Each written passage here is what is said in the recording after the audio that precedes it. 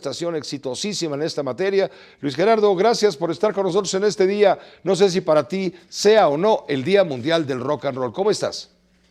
Hola Pepe, ¿qué tal? Buenas noches. Pues mira, yo creo que sí, porque hace 38 años fue un evento realmente impresionante lo que ocurrió en Wembley y en el estadio JFK de Filadelfia, y que fue el Live Aid y sobre todo una causa humanitaria que desafortunadamente no tuvo trascendencia. Los problemas de hambruna siguen ocurriendo en el mundo, seguimos teniendo un mundo desequilibrado en cuanto a riqueza y pobreza, pero creo que el espíritu que hubo en ese momento y sobre todo, y es algo que muchas veces nos vamos por la parte humanitaria, pero no por la parte musical. Fue el momento en el que se definió la década de los ochentas, que hoy todos, todo mundo, jóvenes y adultos, vemos con mucha nostalgia, ¿no? Inclusive los jóvenes de hoy en día ven esa música con unos ojos de haber, ojalá hubiera vivido eso. Y creo que ese concierto fue el que definió ese momento y ese movimiento de los ochentas, como Woodstock fue para los sesentas, por ejemplo. Tengo entendido que la canción más emblemática de aquellas 16 horas ininterrumpidas de concierto fue la de Queen, Freddie Mercury, Lady Gaga. Sí, Fue, digamos, la gran exacto. canción que concentró todo este esfuerzo y este activismo, esta cuestión. Estamos viendo imágenes justamente de Sí, aquellos momentos hace ya lejanos 38 años. Pero dinos, ¿cuál sí. es Luis Gerardo, cuál es tu playlist del rock and roll en este momento, si te lo pidieran, las 5 o 10 mejores canciones que son emblemáticas de toda esa Las época? famosas. Sí, las famosas canciones para la isla desierta, ¿verdad? Fíjate que lo que dices de Radio Gaga es muy interesante porque viene el concierto transcurriendo desde las 12 del día con un minuto, que es cuando empieza Statu Quo, hora de Londres.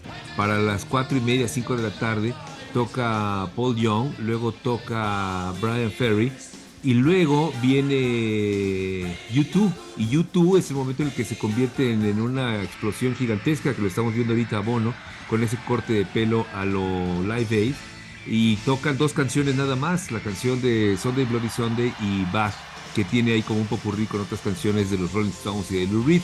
Y luego vienen los Dire Straits y luego viene Queen con la canción de Radio Gaga, como tú lo mencionas. Entonces se va creando un momento Primero ahí Raps, espectacular.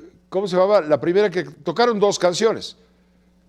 Tocaron Queen tocó Bohemian Rhapsody, y después de Bohemian Rhapsody entró con Radio Gaga, y es ese momento al que te refieres, que es una imagen espectacular de todo el mundo levantando la mano al ritmo de Freddie Mercury. Que por cierto, hablando en términos de la película, cuando a Freddie Mercury le detectan el síndrome del virus del VIH, es hasta después del concierto. Entonces la historia del concierto está mal ubicado, creo que en términos dramáticos pues vale la pena porque te crea un condicionamiento de simpatía hacia el cantante, pero cuando fue el momento de Live Aid todavía no tenía detectado el síndrome de VIH. Ahora, sobre esas canciones que dices, que es la gran polémica que todos tenemos siempre, yo te diría que uno de los discos que inevitablemente me llevaría a una isla desierta, sería de mis canciones favoritas, es curiosamente una canción que no es tan de rock and roll, sino es un disco de Stevie Wonder que se llama Inner Visions, que creo que es uno de los mejores discos que existen en el mundo. En ese disco viene una canción que se llama Higher Ground, que hablas de la reencarnación y que creo que sintetiza mucho el espíritu del rock and roll en esta idea de la música como un vehículo para trascender tanto espiritual como artísticamente. Otro de los discos que me parece a mí sensacional es el Beggar's Banquet y el Sticky Fingers de los Rolling Stones, que creo que sintetizan mucho el sonido del rock and roll de los setentas y su evolución a los ochentas. Y si ya nos metemos a los ochentas, yo te diría que un disco que me parece a mí formidable es el Disintegration de The Cure, que es un disco que también los estoy pensando como un disco completo, que puedas poner de principio a fin y no tengas ningún tipo de duda en ninguna de las canciones. De todas estas bandas que estoy mencionando, ninguna estuvo en Live Aid, lo cual te habla de cómo Live Aid fue un fenómeno 100% ochentero, ya que las bandas que tocaron en Live Aid fueron las que definieron a los ochentas.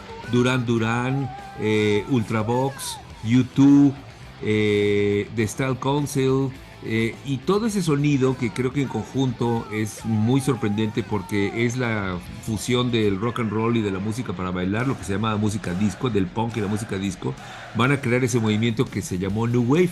pero creo que ya trascendió cualquier tipo de adjetivo, cualquier tipo de calificación, y cuando ves y escuchas la música de Live Aid, ya es una música que puede entrar perfectamente dentro del clásico ya histórico rock and roll, pensando que tiene 38 años.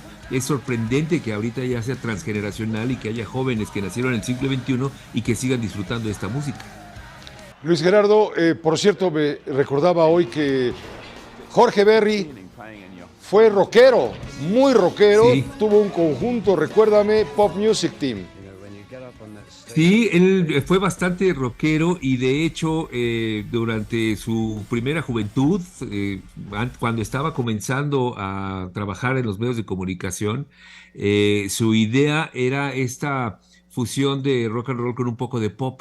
Porque acuérdate que en aquellos años, Pepe, estamos hablando de los 70s, principios de los 80s, el rock and roll en México, por sorprendente que parezca hoy en día, era literalmente un ritmo vetado, no era permitido, no era bien visto, no era aceptado por la sociedad.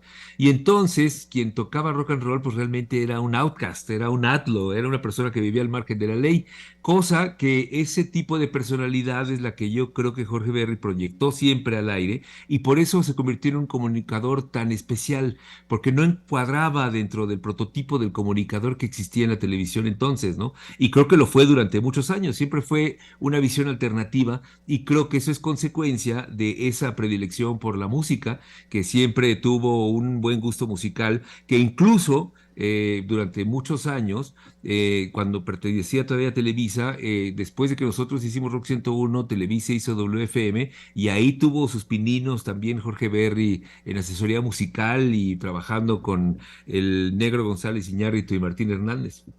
Pues te agradezco muchísimo haberte tenido la oportunidad de escucharte, compartir este momento que para los que somos rockeros de abolengo, pues nos satisface mucho. Que te vaya muy bien. Muchas gracias, Pepe, y ahora entiendo por qué también tu estilo periodístico tan divertido y tan en el filo de la navaja. Muchas gracias, que estés muy bien. Gracias. Adiós. Hasta luego. Luis Gerardo Salas.